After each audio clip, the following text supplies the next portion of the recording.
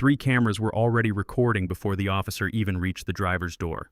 A dash cam from a car parked down the street, a body cam blinking on the officer's chest, and a teenager across the road live streaming the whole thing to whoever happened to be scrolling their phone that afternoon. None of them knew it yet, but they were about to capture the exact moment a man's career started collapsing in real time. And the strange part is, the whole thing began over a car that wasn't doing anything wrong.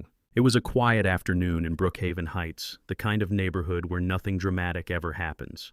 Maple trees lined the sidewalks, kids rode bikes after school, and people waved when they passed each other walking their dogs. You know the type of place. Peaceful, predictable, safe.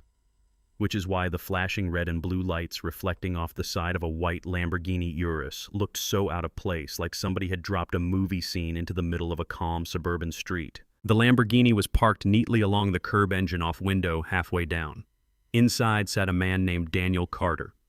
42 years old, dressed sharp but simple, light blue dress shirt sleeves, rolled halfway dark slacks, polished shoes, a steel watch catching a bit of sunlight when he moved his wrist.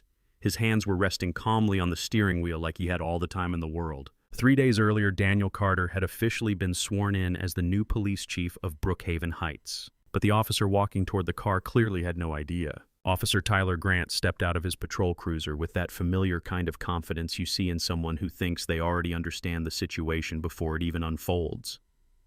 7 years on the force, decent record, the kind of guy who'd handled enough traffic stops to feel like he could read people instantly.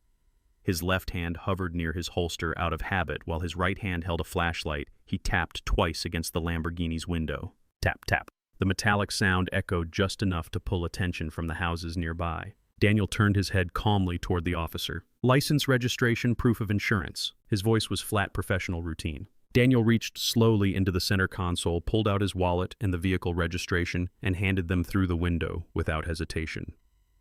Then he returned both hands to the wheel, fingers relaxed. "Officer," he said quietly, "may I ask the reason for the stop?" Tyler didn't answer. Instead, he leaned slightly and glanced through the windshield at the interior of the vehicle. Leather seats. Clean dash. The gold Lamborghini emblem in the center of the steering wheel caught the reflection of the patrol lights. A small smirk crept onto Tyler's face. "People usually rent cars like this for photo shoots," he said. Across the street, the teenager live streaming whispered into his phone, "Oh man, this might get interesting." Daniel stayed perfectly still. His expression didn't change. "My name is on the registration," he said. Tyler glanced down at the paperwork in his hand, then back at Daniel. Something about the calmness in the man's voice didn't sit right with him. But instead of stepping back, he leaned further into the moment. "Step out of the vehicle." Daniel tilted his head slightly. "Am I being detained for something specific?" Tyler's tone sharpened immediately. "Step out of the vehicle." There it was. The shift. That little snap in the voice that tells you the officer isn't asking anymore. It wasn't about a traffic stop now, it was about authority. Daniel took a slow breath, the kind you take when you realize a situation is moving somewhere unnecessary but you're not interested in escalating it. "I'll step out," he said calmly. "But I want it noted that I don't understand the legal basis for the order." He opened the door and stepped out slowly, palms visible. The live stream camera across the street tilted closer. Tyler pointed toward the hood of the Lamborghini. Hands on the car. Daniel walked forward and placed both hands flat on the smooth white hood, fingers spread. The red and blue lights rolled across the paint in waves. Behind him, Tyler began a quick pat-down. Jacket pockets, waistband pant pockets. Standard procedure, though technically nothing had justified it yet. Nothing turned up. But Tyler still wasn't satisfied. He stepped around the vehicle and looked inside. "I'm going to search the car," he said. Daniel didn't move. "I do not consent to a search." Tyler ignored the statement completely and opened the passenger door. Inside the car was spotless. Glove compartment, sunglasses and folded papers. Center console, charger cable and a bottle of water. Floor, nothing. Seats, nothing. Across the street, the live stream numbers kept climbing. A delivery driver had stopped nearby too, holding up his own phone now. Tyler closed the passenger door and walked to the rear of the vehicle. The trunk release clicked. The Lamborghini's motorized trunk lifted slowly. Inside sat a black gym bag and a leather briefcase. Tyler grabbed the gym bag first, unzipped it, and dug through it quickly.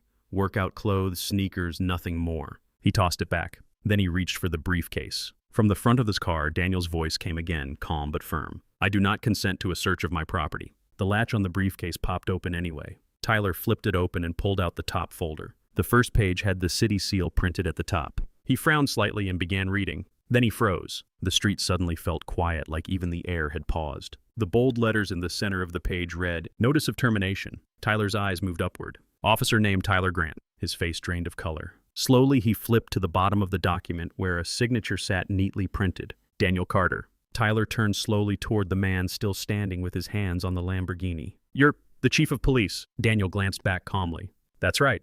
Across the street, the teenager filming whispered, "Yeah, that happened." Tyler stood motionless for a few seconds, then grabbed the radio clipped to his shoulder. "Dispatch, send a sergeant to my location." 2 minutes later, another patrol car arrived. Sergeant Alicia Monroe stepped out, a veteran officer with 16 years of experience and the kind of presence that quiets a room without raising her voice.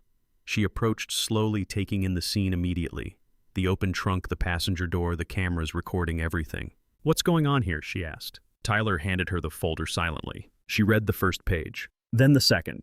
Then she closed it and looked directly at Tyler. "Give me your badge." Tyler hesitated for half a second. "Now." He removed the badge from his uniform and placed it in her hand. "And your weapon." He unholstered his service pistol and handed it over. The red light on his body camera continued blinking. Sergeant Monroe unclipped the camera from his chest. "This camera is now evidence," she said as she sealed it into a plastic bag. Daniel stepped away from the car and calmly closed the passenger door, then the trunk. He turned toward the sergeant. "Make sure that footage is logged." "It will be," she said. Daniel nodded once, then got back into the Lamborghini. The engine started with a low rumble that rolled softly through the quiet neighborhood.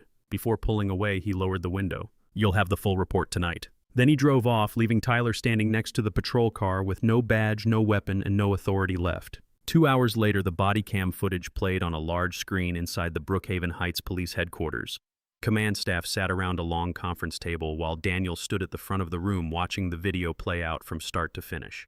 Every detail was clear. No traffic violation, no explanation for the stop-a-search conducted after the driver clearly refused consent. Personnel records appeared on the screen next. 2 previous complaints against Tyler Grant for similar behavior during traffic stops. The room stayed quiet for a long moment. Finally, the city attorney leaned forward. "The department is exposed to civil liability if this continues." Daniel nodded slowly. "Terminate him." The paperwork was signed that same day. Tyler Grant was officially dismissed from the Brookhaven Heights Police Department. The video didn't disappear either. It became something else, a training tool.